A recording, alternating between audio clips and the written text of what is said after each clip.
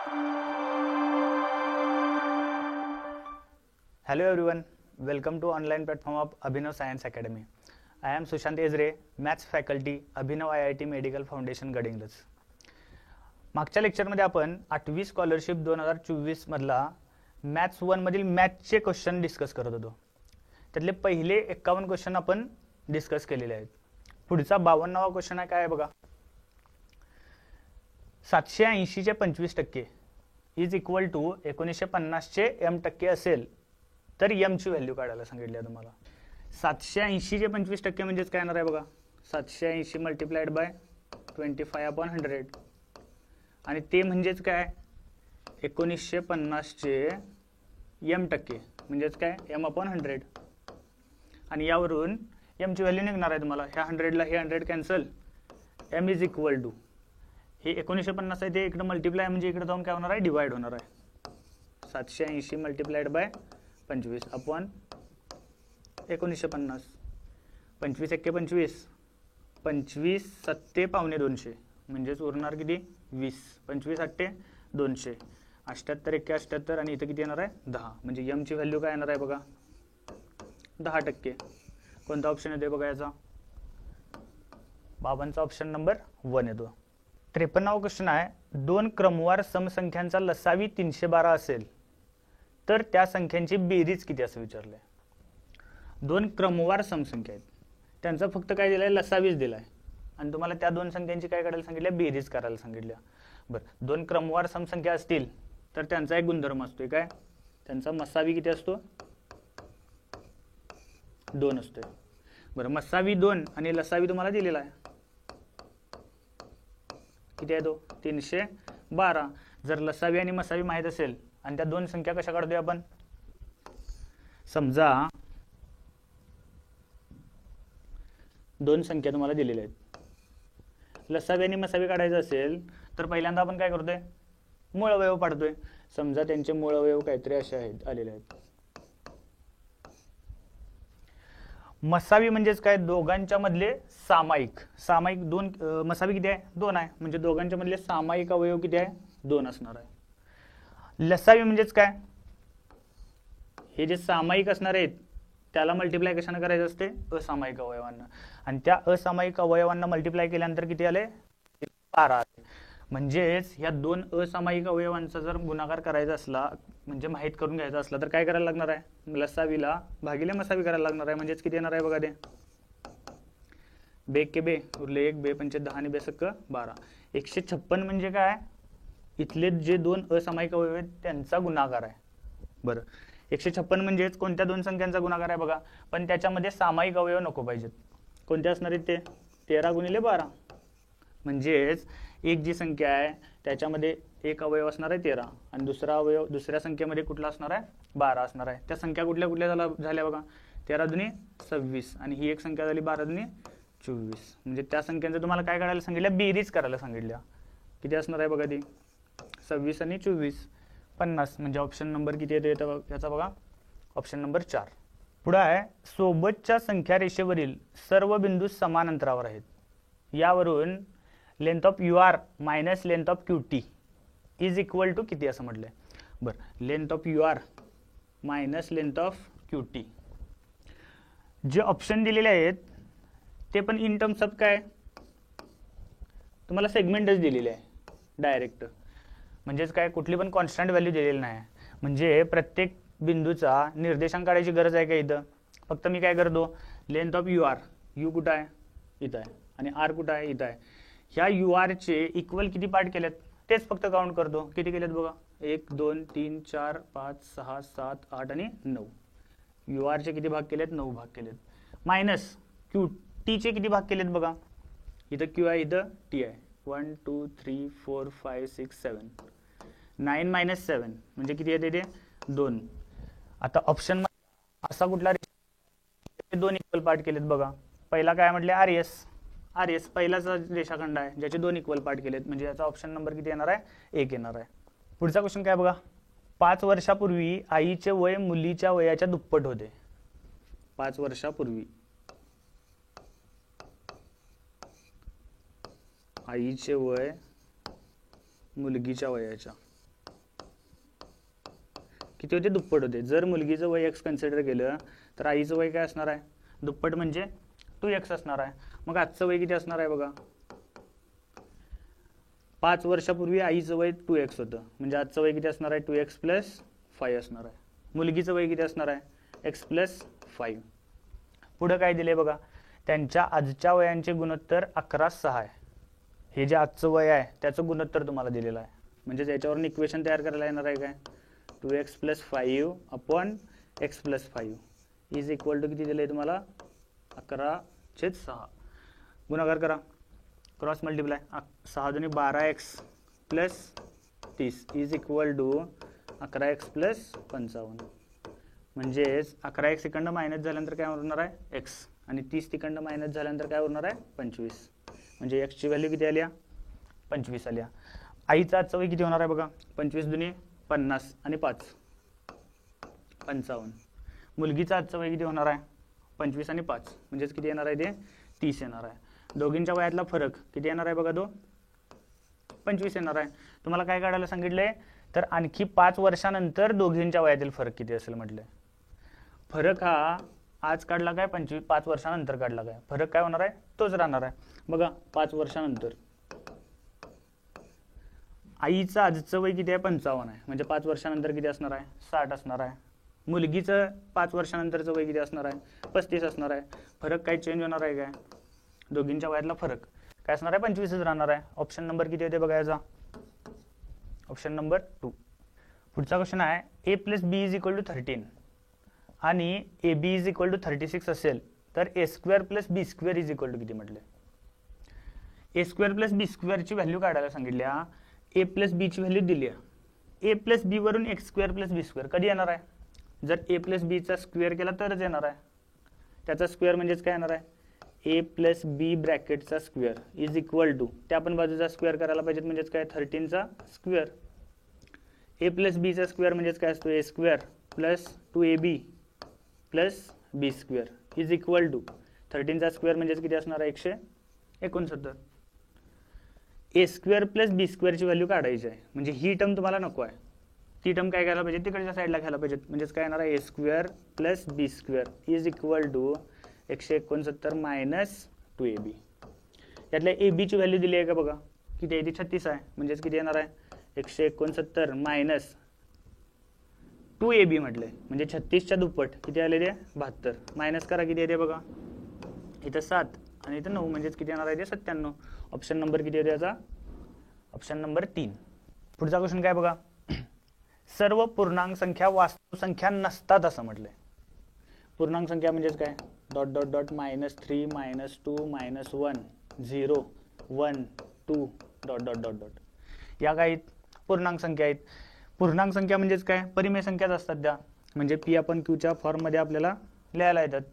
फक्त q ची value काय पाहिजे? छेद काय पाहिजे त्यांचा? 1 पाहिजेत. आणि परिमेय संख्या आणि अपरिमेय संख्या दोन्ही मिळून काय होतात? वास्तव संख्या तयार होतात. म्हणजे ज्या पूर्णांक संख्या आहेत त्या वास्तव संख्या पण असतात. पण इथं काय म्हटले? सर्व पूर्णांक संख्या वास्तव संख्या नसतात. म्हणजे जे पहिला ऑप्शन आहे तो काय आहे? चुकीचा आहे. दुसरा काय म्हटलंय बघा? काही परिमेय संख्या पूर्णांक संख्या असतात.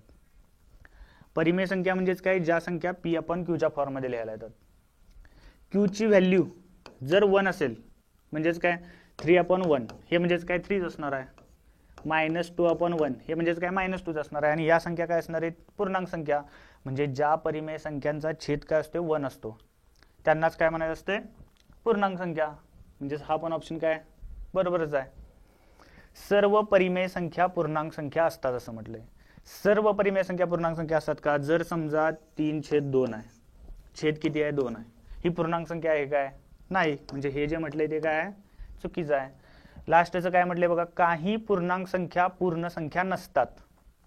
काही पूर्णांक संख्या पूर्ण संख्या नसतात. पूर्ण संख्या म्हणजेच काय? 0 1 2 3 ... काही पूर्णांक संख्या म्हणजे ह्या ज्या पूर्णांक संख्या आहेत त्या काय आहेत? पूर्ण संख्या आहेत काय? नाही. म्हणजे हे जे ऑप्शन आहे तो पण काय? बरोबर आहे. तुम्हाला काय म्हटले? खालीलपैकी कोणत्या 2 पर्यायात अयोग्य विधाने आहेत म्हटले. अयोग्य म्हणजे काय? चुकीची विधाने आहेत. कोणती कोणती चुकीची आहेत बघा? पहिला आणि तिसरा ऑप्शन येणार आहे याचा. पुढचा क्वेश्चन आहे बघा?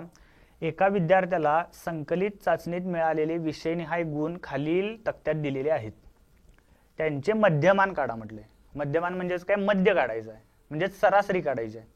सरासरी म्हणजेच काय, सगळ्या संख्यांची बेरीज भागिले एकूण संख्या.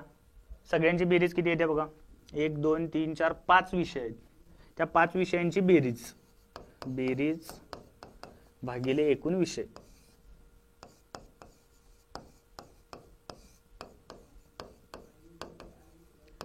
बेरीज किती येते बघा, हे 32 आणि हे 48 म्हणजेच किती होणार आहे बघा, 80. पुढं हे 36 आणि हे 44 यांची बेरीज किती होणार आहे, 80 आणि ते 40 म्हणजे टोटल किती होते बघा, 0 8 8 16 आणि 200 म्हणजे बेरीज किती आल्या सर्व विषयातले मार्कांची 200. भागिले एकूण संख्या किती आहेत, 5. एकूण विषय 5 आहेत, त्याला भागिले किती केल्यानंतर किती येते, 40 म्हणजे मध्यमान किती येते याचं, 40 म्हणजे ऑप्शन नंबर येतो याचा 1. पुढचा क्वेश्चन आहे, सोबतच्या आकृतीत रेषा AB इज पॅरलल टू रेषा CD, म्हणजे AB आणि CD काय समांतर आहेत आणि measure of angle RGC is equal to 50. RGC हे किती आहे, 50 आहे. ह्या कोणाचं माप किती आहे, 50 डिग्री आहे. तर मेजर ऑफ अँगल SFA म्हणजे हा angle minus major of angle PEA हा अँगल मायनस हा अँगल फाइंड करायचा आहे. बघा काय ते, ही रेषा आणि ही रेषा काय समांतर आहे, म्हणजे हा जो अँगल आहे आणि हा जो अँगल आहे काय असणार आहे, सेमच असणार आहे. का, ही छेदिका आहे आणि त्या छेदिकेमुळे तयार होणारे ते काय आहेत, व्युत्क्रम कोन आहेत. हा जर 50 असेल तर हा पण किती असणार आहे, 50च असणार आहे. विरुद्ध कोन आहेत ते, आणि हा 50 तर हा पण 50च असणार आहे. हा जर कोन 50 डिग्री असला तर हा कोन किती असणार आहे, हे दोन रेषीय जोडीतील कोन आहेत. रेषीय जोडीतील कोनाच्या मापाची बेरीज किती असते, 180 म्हणजे हा कोन किती असणार आहे, 130 असणार आहे. म्हणजे SFA हा अँगल किती आहे, 130 डिग्री मायनस त्याच्यातनं काय करायचं आहे, PEA तो अँगल कसा काढणार बघा, हा 50 डिग्री आहे हे आपल्याला कळालंय. हा त्रिकोण बघा काय, ह्या त्रिकोणामध्ये ही साईड आणि ही साईड काय इक्वल दिली आहे तुम्हाला, म्हणजे कोणता, समद्विभुज त्रिकोण आहे. समद्विभुज त्रिकोणामध्ये पायाचे कोण काय असतात, एकरूप, म्हणजे हा कोण 50 असला तर हा पण कोण काय असणार आहे, 50 डिग्रीज असणार आहे. पुढं ही रेषा आणि ही रेषा पॅरलल आहे आणि ही त्यांची काय छेदिका आहे. त्या छेदिकेमुळे हा कोन आणि हा कोन म्हणजेच होणारे काय आहेत, व्युत्क्रम कोन आहेत. व्युत्क्रम कोन कसे असतात, समानच असतात. म्हणजे हा 50 असला तर हा पण कोन 50 असणार आहे आणि हा या कोणाचा विरुद्ध कोन म्हणजे PE आहे, म्हणजे तो पण कोन काय असणार आहे, 50च असणार आहे. म्हणजे 130 मधनं 50 मायनस करा म्हणजे किती येणार आहे, 80 डिग्री. ऑप्शन नंबर किती होते बघा, याचा 2 येतोय. पुढं 60वा क्वेश्चन आहे बघा, बेरीज आणि वजाबाकी करायची आहे. बेरीज आणि वजाबाकी कधी होते, जर त्याच्यामधली चल सेम असतील तर, म्हणजे व्हेरिएबल सेम पाहिजे त्याच्यातला. कुठं कुठं आहे बघा, इथं 4b आहे, 3b आहे, -3b आहे आणि इथं काय +3b आहे. यांची ॲडिशन -3b + 3b काय कॅन्सलच होणार आहे, म्हणजे उरणार काय, 4b उरणार आहे. एच्या टर्म कुठं आहेत बघा, -2a इथं आहे, +5a इथं आहे आणि -2a इथं आहे. -2a + 5a म्हणजे 3a, 3a - 2a म्हणजेच किती येणार आहे, 1a, म्हणजेच काय त्याला म्हणते एच, तेवढं लिहायचं. पुढं कॉन्स्टंट टर्म कोणत्या कोणत्या आहेत बघा, +5 -9 आणि इथं किती आहे, -4 आहे. +5 - 9 म्हणजे -4 होणार आहे आणि हे -4 आणि ते -4 म्हणजे मायनस किती, 8. ऑप्शन कसे आहेत बघा, असं ऑप्शन कुठे दिसतोय काय, कुठंच नाही, फक्त काय टर्म मागं पुढे केलेलं आहे. कोणता ऑप्शन येतोय बघा, A + 4b - 8 म्हणजे ऑप्शन नंबर याचा किती येणार आहे, 4 येणार आहे. 61वा क्वेश्चन काय बघा, 10,5 दराने 5,000 रुपयांचे 2 वर्षाचे सरळ व्याज व चक्रवाढ व्याज यात किती रुपयाचा फरक असेल असं म्हटलं. बरं, मुद्दल किती आहे, 5,000 रुपये, व्याजाचा दर किती आहे, 5% आणि 2 वर्षाचं सरळ व्याज काढायला सांगितलंय. सरळ व्याज पहिल्या वर्षाचं आणि दुसऱ्या वर्षाचं काय असणार आहे, सेमच असणार आहे. 5,000च्या 5% म्हणजे किती येते बघा, ते 250 रुपये. हे काय असणार आहे, पहिल्या वर्षाचं सरळ व्याज. पहिल्या वर्षाचं सरळ व्याज आणि दुसऱ्या वर्षाचं सरळ व्याज काय असणार आहे, तेच असणार आहे. म्हणजे टोटल किती झालं बघा सरळ व्याज, हे 250 आणि हे 250, टोटल किती झाले सरळ व्याज, 500 रुपये झाले. पुढं चक्रवाढ व्याज मध्ये काय होते, पहिल्या वर्षी काय होते, मुदलीवरच 5% फक्त व्याज मिळणार आहे. म्हणजे पहिल्या वर्षाचं व्याज 250 रुपये हे बरोबर आहे. पण दुसऱ्या वर्षी काय होते, ह्या 5,000 वर पण 5% मिळणारच आहे, प्लस पहिल्या वर्षाचं जे व्याज असणार आहे त्याच्यावर आणि 5% मिळणार आहे. म्हणजे 250च्या 5% किती येणार आहे बघा, ते 250 मल्टिप्लाइड बाय 5/100. ही 0 गेली, ही 0 गेली, 5 एके 5, 5 दुनी 10, 25/2 म्हणजेच किती येते ते 12.5. टोटल चक्रवाढ व्याज किती झालं बघा, पहिल्या वर्षाचं 250, दुसऱ्या वर्षाचं 250 आणि हे 12.5. म्हणजे टोटल चक्रवाढ व्याज किती होते,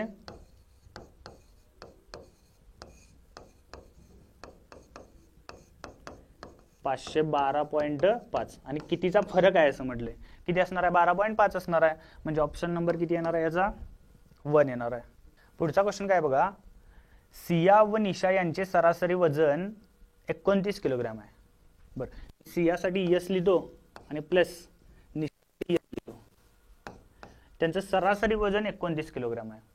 म्हणजे दोघांच्या वजनाची बेरीज किती असणार आहे, 29 दुनी 58 असणार आहे. फिजा आणि सिया यांचे सरासरी वजन 26 किलोग्राम आहे. म्हणजे फिजा म्हणजे एफ म्हणतो मी तिला, आणि सिया म्हणजे सरासरी वजन किती आहे, 26 किलोग्राम आहे. म्हणजेच किती असणार आहे त्यांच्या वजनाची बेरीज, एकूण वजन त्यांचं किती असणार आहे, 26 दुनी 52. जर निशा आणि फिजा यांचे एकूण वजन 50 किलोग्राम असेल, निशा आणि कोण म्हटले, फिजा यांचे एकूण वजनच आता इथे दिले ते किती आहे, 50 आहे.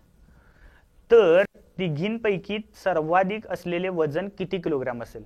बरं, तिघांचं वजन काढायचं आहे आणि त्यांच्यापैकी सर्वात जास्त वजन कुणाचं आहे ते फक्त सांगायचं आहे तुम्हाला, आणि ते किती असणार आहे ते सांगायचं आहे. ते कसं काढणार बघा, जर मी या सगळ्यांची बेरीज केली तर काय होणार आहे बघा, इथं पण सिया आहे, इथं पण सिया आहे. म्हणजे सियाचं वजन 2 वेळा मोजणार आहे मी, इथं पण निशा आहे, इथं पण निशा आहे. निशाचं पण वजन 2 वेळा मोजणार आहे, इथं फिजा आहे, इथं फिजा आहे. म्हणजे तिचं पण वजन काय होणार आहे, 2 वेळाच मोजणार आहे. 2 times S plus 2 times F plus 2 times काय होणार आहे, एन इज इक्वल टू 58 आणि 50. आणि हे किती, 50. म्हणजेच किती येणार आहे बघा, ते 160. 160 म्हणजेच काय, तिघांच्या पण वजनाची बेरीज केली आहे पण त्याच्यात डबल म्हणजे 160 आले. म्हणजे त्या तिघींचं एकूण वजन किती असणार आहे बघा, S plus F plus N. ह्याला डिवायडेड बाय 2 केलं तर इकडे पण डिवायडेड बाय 2 करायला पाहिजे. म्हणजे तिघींच्या वजनाची बेरीज किती आली, आधी 80 किलो आली. तुम्हाला काय काढायचं आहे, तिघींचं पण वजन काढायचं आहे. इथे बघा, हे पहिल्यांदा काय दिले, निशा आणि फिजाचं एकूण वय 50 आहे आणि त्या तिघींचं एकूण मिळून वजन किती आहे, 80 आहे. म्हणजे याच्यामध्ये कोण नाही आहे बघा, सिया. सियाचं वजन किती असणार आहे बघा, या 80 मधनं 50 मायनस करा म्हणजे ते किती येणार आहे, 30 किलोग्राम. सियाचं वजन किती आलं, 30 किलोग्राम. याच्यामध्ये कोण नाही आहे बघा, निशा नाही आहे. निशाचं एकूण वजन कसं काढणार, 80 मधनं हे 52 मायनस करा म्हणजे किती येणार आहे, ते 28 किलोग्राम. आणि याच्यामध्ये कोण नाही आहे, फिजा नाही आहे. तर फिजाचं एकूण वय किती असणार, वजन किती असणार आहे, 80 मधनं 58 मायनस करा म्हणजेच किती येणार आहे, ते 22 येणार आहे. तर सर्वात जास्त वजन गुणाचं आहे, सियाचं, आणि ते किती आहे, 30 आहे. म्हणजे ऑप्शन नंबर याचा किती येणार आहे, 3 येणार आहे याचा. पुढचा क्वेश्चन आहे, एक काम काही मजूर काही दिवसात पूर्ण करतात.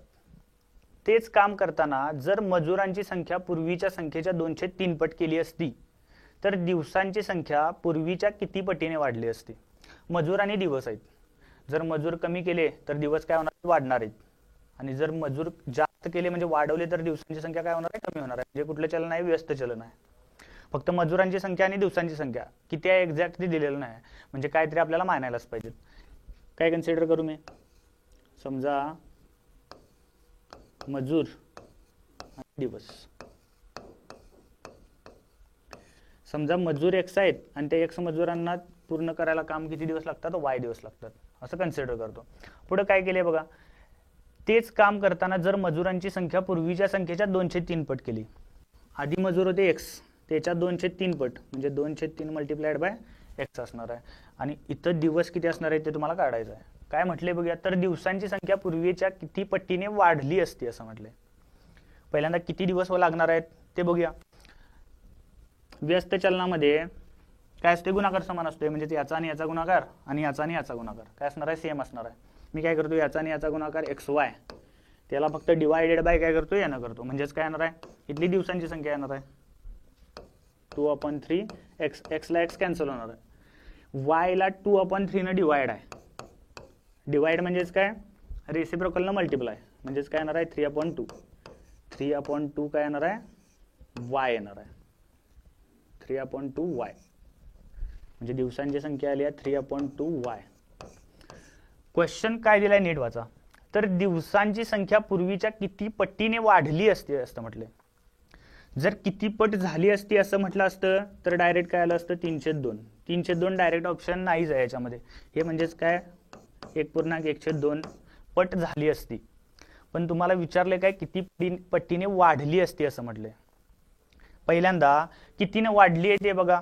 कितीने वाढली आहे म्हणजे कसं काढणार 3/2 वाय मायनस वाय म्हणजेच ते किती येणार आहे 1/2 वाय.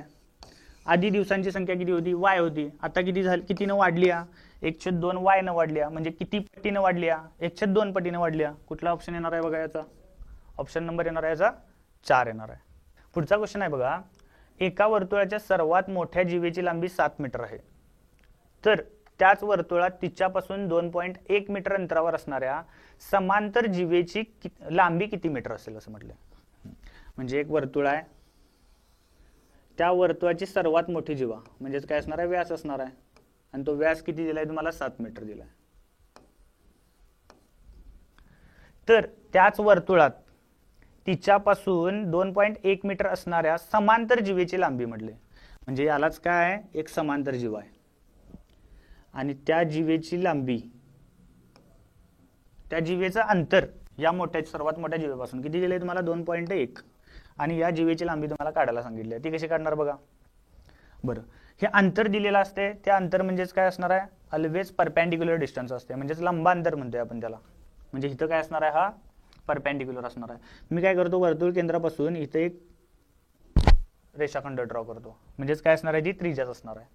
बरं व्यास 7 सेंटीमीटर आहे म्हणजे त्रिज्या किती असणार आहे 3.5 असणार आहे. हा म्हणजेच काय झालंय सांगा काटकोन त्रिकोण तयार झालाय. काटकोन त्रिकोणामध्ये कर्ण माहित आहे, एक बाजू माहित आहे, दुसरी बाजू काढायला येणार आहे काय इथून इथपर्यंत. ही बाजू म्हणजेच कशी काढणार 3.5 वर्ग मायनस 2.5 वर्ग म्हणजे हा बाजूचा वर्ग येणार आहे. 3.5 वर्ग 35 वर्ग 1225 म्हणजे 3.5 म्हणजे काय असणार आहे 12.25.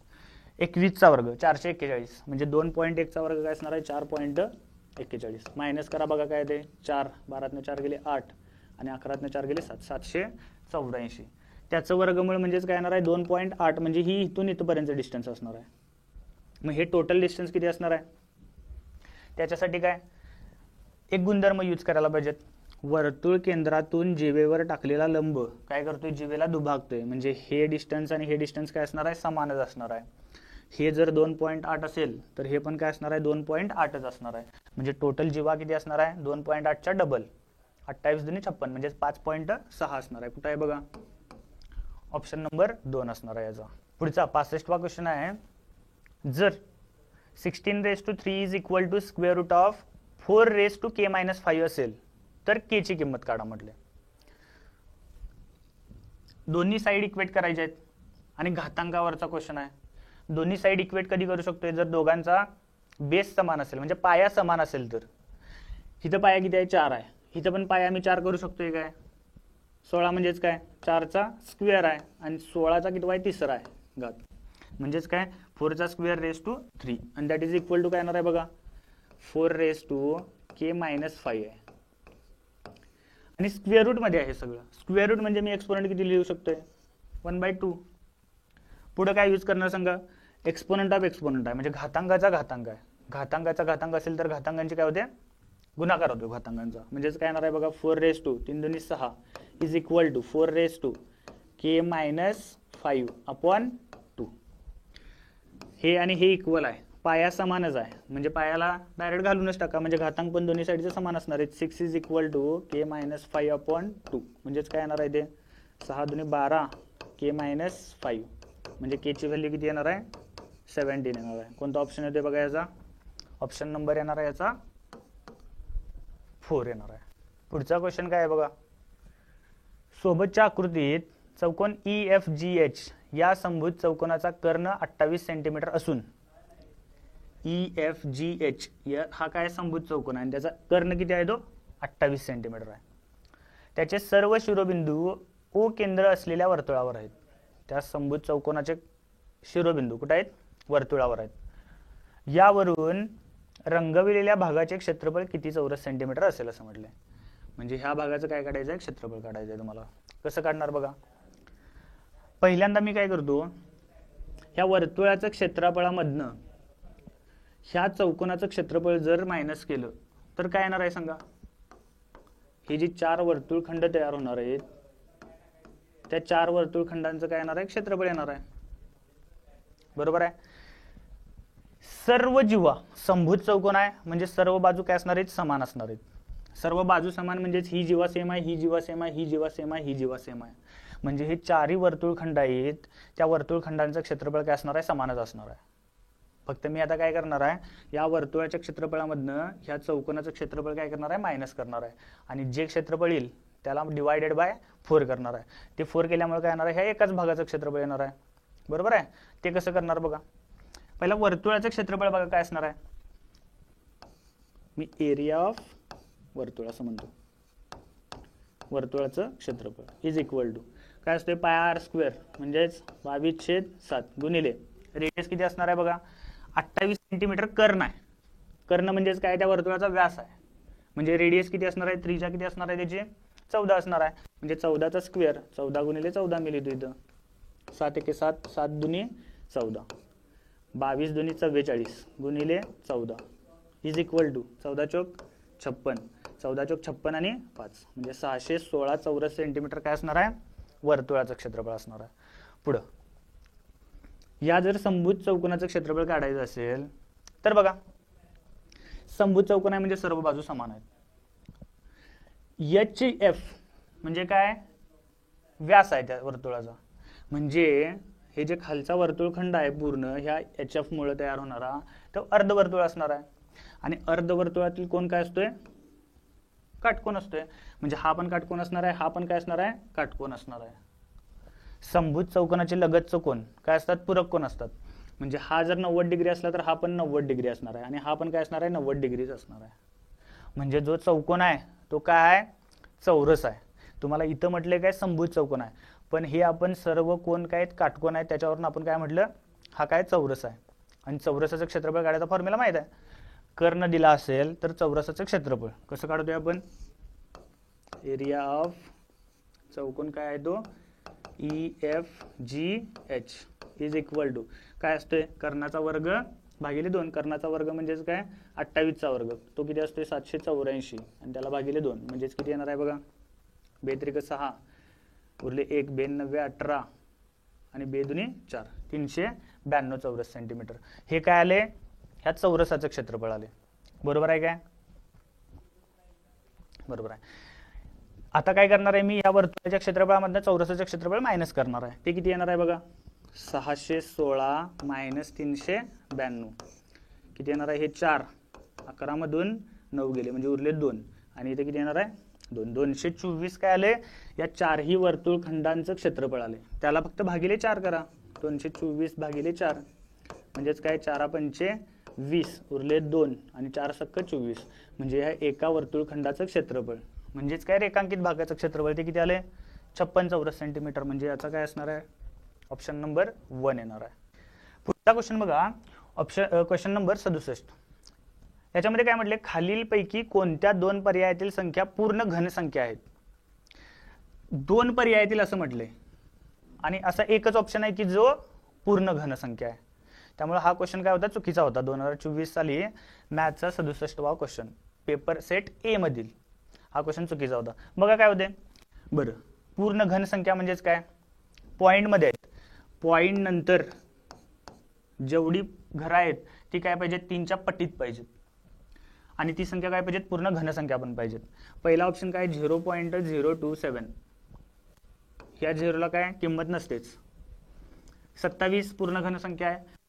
3 घरं आहेत डेसिमल पॉइंट नंतर म्हणजेच काय? ही पूर्ण घनसंख्या आहे. 0.3चा घन आहे तो. पुढे काय म्हटले बघा? -0.000625 इथं किती घरं आहेत? 1 2 3 4 5 6 6 घरं आहेत. 3च्या पटीत आहे पण 625 पूर्ण घनसंख्या आहे काय? नाही.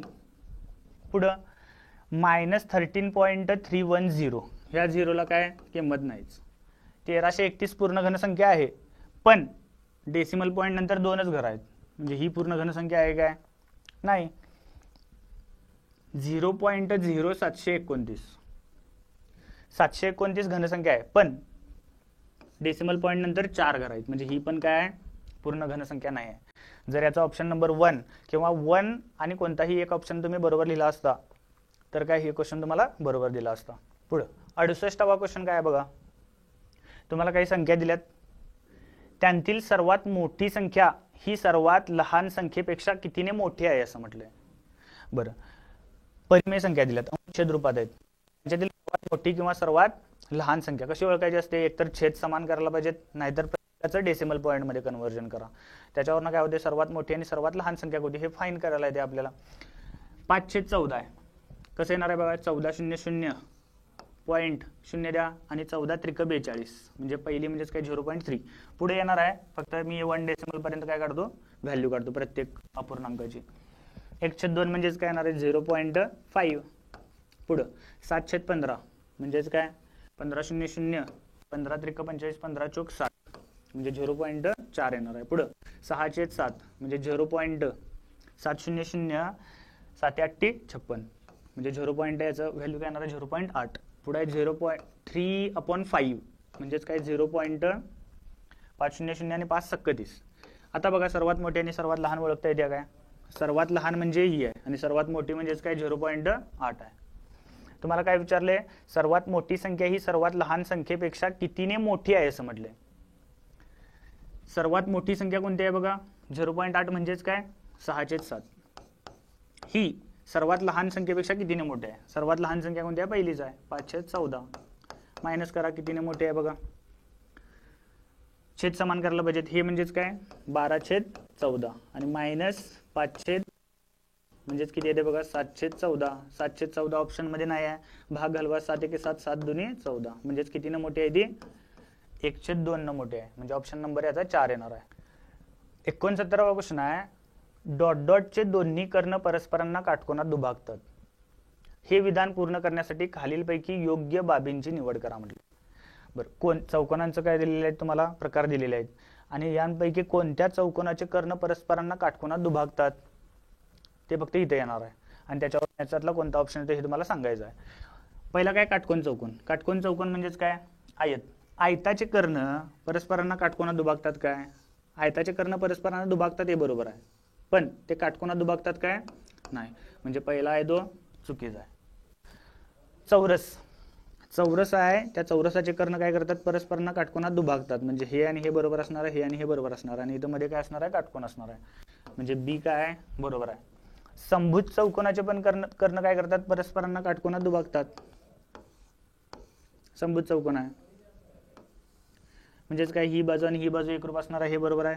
हे आणि हे एकरूप असणार आहे, हे बरोबर आहे. आणि मध्ये काय असणार आहे? परपेंडिक्युलर असणार आहे, म्हणजे सी पण काय बरोबर आहे. समांतरभुज चौकोनाचे कर्ण परस्परांना काटकोनात दुभागतात काय? नाही. परस्परांना दुभागतात हे बरोबर आहे, पण काटकोनात दुभागत नाहीत. पतंगाचे कर्ण एकमेकांना काटकोनात छेदतात हे बरोबर आहे, म्हणजे दोन्ही कर्ण परस्परांना काय असतात? लंब असतात. पण यातला एकच कर्ण काय होते? दुभागला जातोय. हा कर्ण दुभागला जाणार आहे, परंतु हा कर्ण दुभागला जाणार आहे काय? नाही, म्हणजे हा पण काय चुकीचा आहे. ऑप्शन नंबर काय येणार आहे बघा? बी आणि सी. कुठे आहे बघा? फक्त बी आणि सी, ऑप्शन नंबर 2. 17वा क्वेश्चन आहे. सोबतच्या एक्स आणि वाय या दोन्ही प्रतलांचे निरीक्षण करून खालीलपैकी योग्य विधानांचे 2 पर्याय शोधा म्हटले. पहिला आहे, बिंदू एफ, बी आणि सी हे भिन्न प्रतलातील बिंदू आहेत. एफ, बी आणि सी कुठे आहे बघा? एफ, बी आणि सी हे एक्स या एकाच प्रतलातील बिंदू आहेत, परंतु इथं काय म्हटले? भिन्न प्रतलातील बिंदू आहेत. हे बरोबर आहे काय? चुकीचं आहे. दोन्ही प्रतले छेदतात, तिथे एक रेषा तयार होते. बरं, 2 प्रतल आहेत, ही दोन एकमेकांना काय झाले? छेदल्यात, तिथं काय तयार झाली? ही रेषाच तयार झाली, म्हणजे हे काय आहे? बरोबर आहे. पुढचं काय म्हटलंय? बिंदू ए, जी आणि ई हे एकाच प्रतलातील रेषीय बिंदू आहेत. ए, जी आणि ई कुठे आहे बघा? ए, जी आणि ई हे एकाच प्रतलातील आहेत काय? वाय या प्रतलातील आहेत. एक रेषा आहेत काय ते? नाही, एक रेषा आहेत, एकाच रेषेवर नाहीत, म्हणजे हे पण म्हटले ते काय बरोबर आहे. दोन्ही प्रतले परस्परांशी समांतर आहेत. दोन प्रतले समांतर कधी म्हणतोय? जर दोन्ही प्रतले एकमेकांना छेदत नसतील तर. परंतु ही प्रतल काय करल्या? छेदाल्यात. म्हणजेच काय? हे पण चुकीचं आहे. तुम्हाला काय विचारले? योग्य विधानांचे दोन पर्याय शोधा म्हटलं. योग्य विधाने कुठले आहेत बघा? 2 आणि 3 येणार आहे याचा ऑप्शन. 71वा क्वेश्चन आहे बघा. 8% सूट जाहीर झाल्यामुळे स्पंदनने प्रत्येकी 3750 रुपये किमतीच्या 2 वस्तू खरेदी केल्या असतील तर त्याने विक्रेत्याला किती रुपये द्यावेत? 2 वस्तू आहेत आणि एकाची किंमत किती आहे? 3750. म्हणजे टोटल किती रुपये होणार बघा? 3750 गुणिले 2 म्हणजेच किती होणार आहे ते? 5 2 10 0 ह्याच्याला गेले 1 7 2 14 आणि 1 15 3 2 6 7500 रुपये होणार आहेत 2 वस्तूंचे. आणि ह्या 500 वर 8% सूट दिली आहे. म्हणजे सूट किती येणार आहे बघा? 7500 मल्टिप्लाइड बाय 8/100. 2 0 गेल्या, 2 0 गेल्या. 8 पंचे 40, 8 7 56, 56 आणि 4 म्हणजे किती येणार आहे ते? 600. 600 रुपये सूट दिली. टोटल किती रुपये झालेले? 7500. मायनस करा त्याच्यामधनं 600 म्हणजेच किती येणार आहे? 6900. म्हणजे त्यानं दुकानदाराला किती रुपये द्यायला पाहिजेत? 6900 रुपये द्यायला पाहिजेत. कुठं आहे बघा ऑप्शन? 71चा ऑप्शन नंबर किती येतोय? 3 येतोय. 72 आहे बघा. सोबतच्या आकृतीत ट्रँगल EFG मध्ये बिंदू H हा रेख FG चा मध्यबिंदू आहे. बिंदू H हा FG चा काय? मध्यबिंदू आहे. म्हणजे हे आणि हे काय असणार आहे? इक्वल असणार आहे. जर measure of angle EFH is equal to 45 degree आहे. म्हणजे हा कोण काय? 45 डिग्रीचा आहे. आणि length of EF is equal to length of EG. EF आणि EG काय? दोन्ही इक्वल आहेत आणि ते तुम्हाला दिलेलं आहे. ते किती आहे? 10 स्क्वेअर रूट ऑफ 2. आणि हे पण किती असणार आहे? मग 10 स्क्वेअर रूट ऑफ 2 असणार आहे. तर लेंथ ऑफ EH कुठे आहे बघा? ही लेंथ तुम्हाला काढायला सांगितलं. बरं बघा कसं काढणार ते. EFG मध्ये ही दोन बाजू काय आहेत? एकरूप आहेत. म्हणजे हा कोण आणि हा कोण काय असणार आहे? एकरूपच असणार आहे. हा पण 45 डिग्रीच असणार आहे.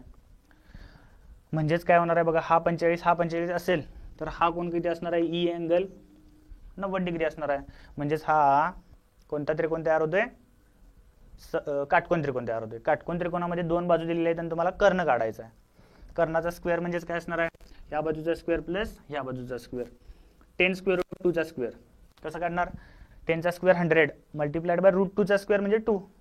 100 मल्टिप्लाइड बाय 2 म्हणजे किती असणार आहे? 200. 200 प्लस 200 म्हणजेच किती असणार आहे ते? 400. 400 म्हणजे काय आलाय? कर्णाचा वर्ग आलाय. म्हणजे FG चा वर्ग. म्हणजे FG इज इक्वल टू किती असणार आहे? FG इज इक्वल टू किती असणार आहे? 20 असणार आहे. बरं, FG 20 असेल तर FH किती असणार आहे बघा? 10 असणार आहे. आणि हे पण किती असणार आहे? 10 असणार आहे. का? हा मध्यबिंदू आहे. बरं, तुम्हाला काढायला सांगितलंय EH. आता समद्विभुज त्रिकोणाची एक प्रॉपर्टी माहित पाहिजे तुम्हाला. समद्विभुज त्रिकोणामध्ये जिथं दोन समान बाजू छेदतात त्या शिरोबिंदूतून समोरच्या बाजूवर जर मी परपेंडिक्युलर ड्रॉ केला तर तो परपेंडिक्युलर काय करतोय? त्या बाजूला दुभागतोय. म्हणजेच ही आणि ही इक्वल आहे. म्हणजे ही बाजू दुभागली गेली आहे हे तुम्हाला दिलेलं आहे. म्हणजे हा काय असणार आहे? परपेंडिक्युलर असणार आहे. समजा हे x आहे डिस्टन्स. हे x असेल तर हा पण इथं काटकोन त्रिकोण तयार होतोय. हा काटकोन त्रिकोण आहे. हे 10 आहे, हे x आहे, हे 10 स्क्वेअर रूट ऑफ 2 आहे. ह्याच्यामध्ये कसं काढणार बघा? 10 चा स्क्वेअर म्हणजेच 100 प्लस x चा स्क्वेअर आणि इज इक्वल टू याचा स्क्वेअर म्हणजे 200 आताच केलेलं. म्हणजे x square is equal to किती असणार आहे बघा? 100 असणार आहे. म्हणजे x इज इक्वल टू किती असणार आहे? 10 असणार आहे. आणि तेच तुम्हाला काढायचं होतं काय? EH ची लेंथ काढायची होती. कुठला येणार आहे बघा? ऑप्शन नंबर 2 येणार आहे याचा. पुढं 73वा क्वेश्चन काय बघा? m+9 multiplied by m-5. ह्या दोघांच्या मल्टिप्लिकेशन मधनं मायनस काय करायचं आहे? m-8 multiplied by m+4. पहिल्यांदा आपण मल्टिप्लिकेशन करूया काय? m+9 multiplied by m-5 multiplication करा. m न पहिल्यांदा ह्या ब्रॅकेटला मल्टिप्लाय म्हणजेच काय? m square minus 5m plus 9 ने या ब्रॅकेटला मल्टिप्लाय करा. म्हणजेच काय येणार आहे? प्लस 9m प्लस मायनस म्हणजे मायनस 9×45 इज मायनस. बरं, मायनस करायचं याच्यामधनं काय?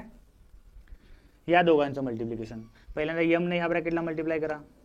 काय येणार आहे? m square m multiplied by 4 म्हणजेच काय येणार आहे? 4m -8 न ब्रॅकेटला मल्टिप्लाय करा, -8m आणि -8 मल्टिप्लाइड बाय 4 म्हणजेच काय येणार आहे -832 इज इक्वल टू, पहिल्यांदा हे सॉल्व करून घ्या जरासं, m² -5m + 4m 9m म्हणजेच काय येणार आहे +4m येणार आहे आणि -45 या सगळ्यामधनं मायनस काय करायचं आहे m² 4m - 8m म्हणजेच काय येणार आहे -4m येणार आहे आणि -32 याच्यामधून हे मायनस करायचं आहे.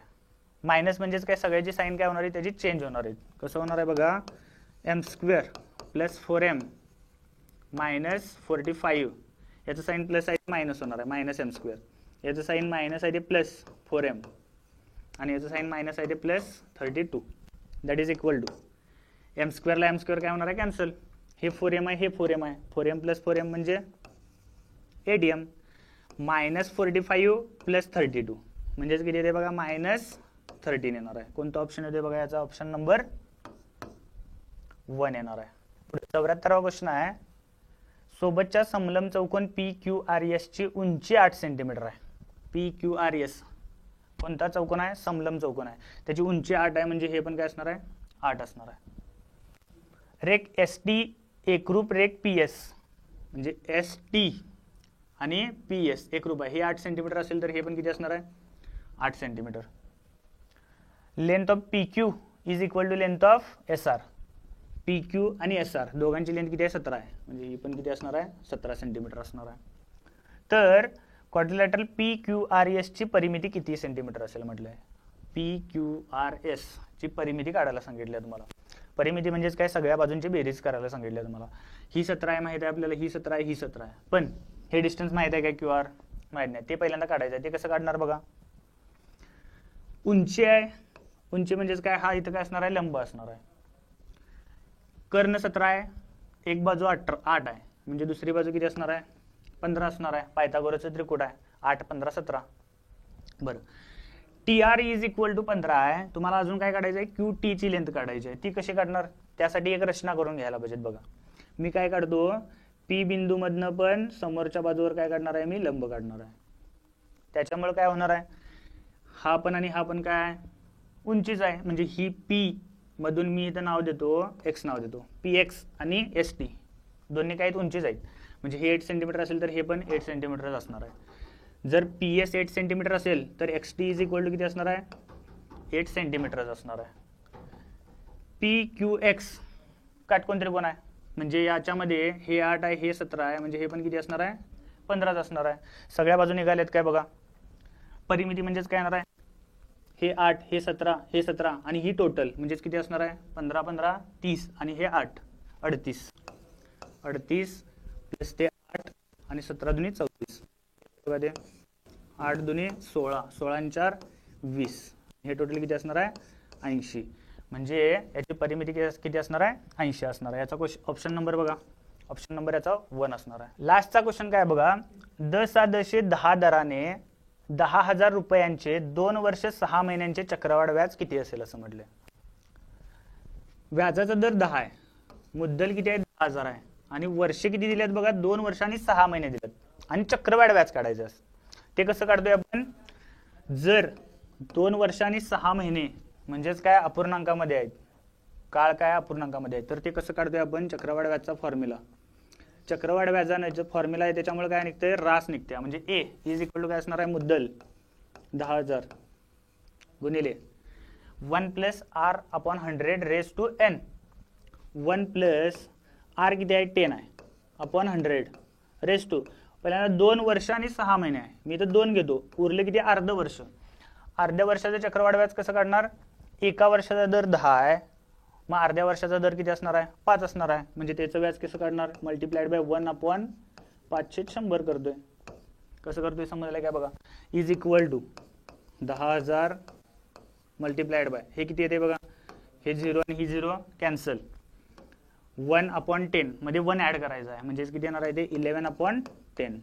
त्याचा स्क्वेअर आहे म्हणजे 11/10 मल्टिप्लाइड बाय 11/10 मल्टिप्लाइड बाय 1 + 5/100 म्हणजेच किती येणार आहे 105/100. काय होणार आहे बघा, ही 0 ही 0 ह्या 2 झिरो आणि ह्या 2 झिरो गेल्या, तिकडे खाली 2 झिरो आहेत, ह्या 2 झिरो आणि ह्या 2 झिरो घालवा, म्हणजेच काय येणार आहे बघा 11 मल्टिप्लाइड बाय हे 11 आणि 105चं मल्टिप्लिकेशन पहिल्यांदा करतो, 11 × 55 इथं ह्याच्याला 5 जाणार आहेत, 11 0 0 आणि 5 आणि हे 11 1 11 इज इक्वल टू 11 × 55 11 × 55 आणि 5 म्हणजेच किती येणार आहे 60, 11 1 11 आणि 6 17, 11 1 11 आणि 1 म्हणजेच काय येणार आहे 12, 12,705 हे काय आल्या रास आल्या, 10,000 रुपयाची 2 वर्ष 6 महिन्यानंतर होणारी रास किती आल्या 12,705, म्हणजे व्याज किती असणार आहे त्याचं, याच्यामधून 10,000 मायनस करा म्हणजेच किती येणार आहे 2,705 येणार आहे. समजले काय बघा. इथपर्यंत आपण काय बघितलं या व्हिडिओमध्ये 52च्या पुढचे सर्व क्वेश्चन आपण बघितलेत मॅथचे. इथून पुढच्या व्हिडिओमध्ये 2024 सालचाच पण बुद्धिमत्ताचा क्वेश्चन पेपर आपण डिस्कस करणार आहोत. थँक्यू.